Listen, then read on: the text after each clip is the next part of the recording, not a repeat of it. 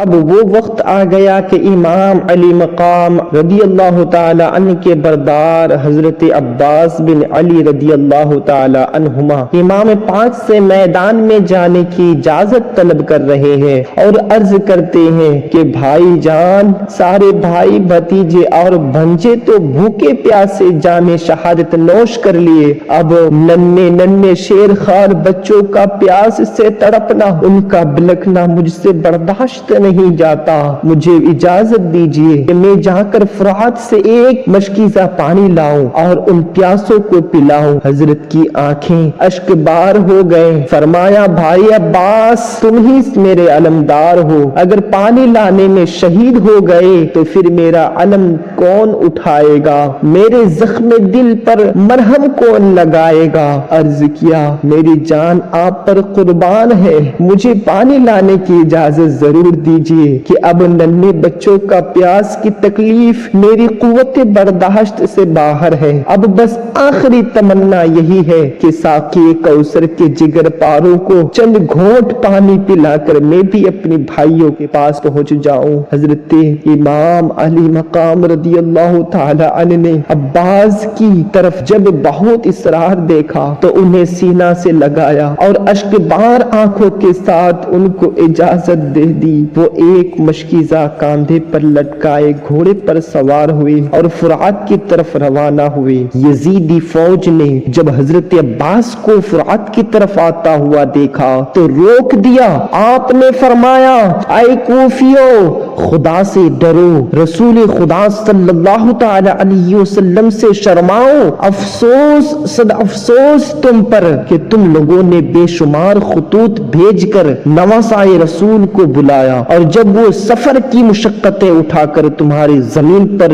جلوہ افروز ہوا تو ان کے ساتھ تم بے وفائی کر رہے ہو، دشمنوں سے مل کر ان کی تمام رفقا اور عزیز و اقارب کو شہید کر دیا، چھوٹے چھوٹے بچوں کو ایک ایک بوند پانی کے لیے ترسا رہے ہو، سوچو قیامت کے دن ان کے نانا جان صلی اللہ تعالی علیہ وسلم کو کیا منہ دکھاؤ گے؟ کوفیوں نے جواب دیا کہ اگر ساری دنیا پانی ہو جائے تب بھی ہم تمہیں پانی کا ایک قطرہ لینے نہیں دیں گے جب تک کہ حسین یزید کی بیعت نہ کر لے۔ ظالموں کا یہ جواب سن کر حیدر قرار کا شیر علی نے فرمایا حسین سر کٹا سکتے ہیں لیکن باطل کے سامنے سر جھکا نہیں سکتے۔ پھر عباس شیر کی طرح اوپر جھپٹ پڑے اور تلوار ابدار دھواں دھار چلانے لگے، یہاں تک کہ بہت سے دشمنوں کو موت کے نیند سلاتے رہے۔ فرات کی طرف پہنچ گئے، پانی کے کنارے والی فوج نے جب آپ کو دیکھا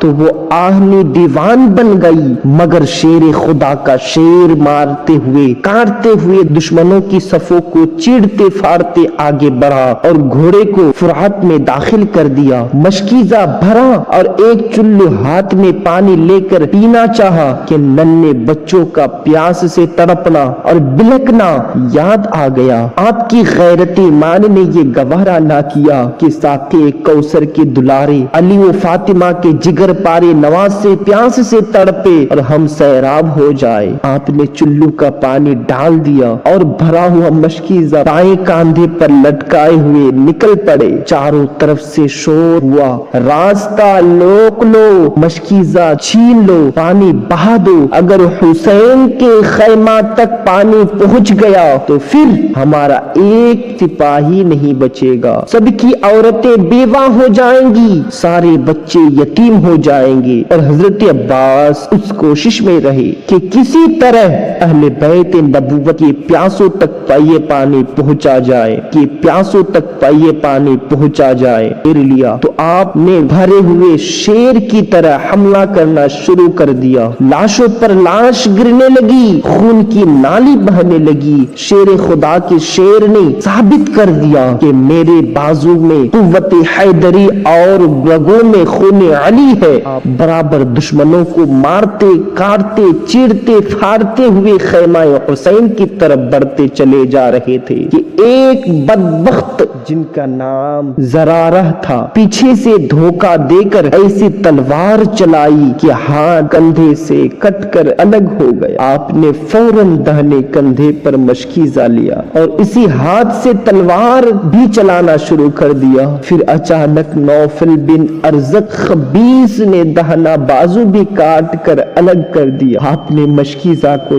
دہنے دانتوں سے پکڑ لیا، مگر مشکیزہ کا خیمہ حسین تک پہنچنا اللہ کو منظور نہ تھا۔ ایک بدبخت کا تیر مشکیزہ میں ایسا لگا کہ پار پار ہو گیا اور اس کا سارا پانی بہہ گیا۔ پھر ظالموں نے چاروں طرف سے گھیر کر آپ کو زخموں سے چور چور کر دیا، یہاں تک کہ آپ گھوڑے کی زین سے زمین پر آ گئے اور یا اخاہو اترکنی فرمایا، آئے بھائی جان میری خیر گیری فرمائے۔ امام علی مقام دوڑ کر تشریف لائے، دیکھا کہ عباس علمدار خون میں نہائے ہوئے ہیں اور عنقریب جام شہادت نوش کرنے والے ہیں۔ شدت غم میں امام کی زبان پر یہ کلمات جاری ہوئے، اب میری کمر ٹوٹ گئی۔ پھر عباس کی لاش کو آپ اٹھا کر خیمہ کی طرف لا رہے تھے کہ ان کی روح طف سے عنصری سے پرواز کر گئی۔ انا للہ و انا الیہ راجعون۔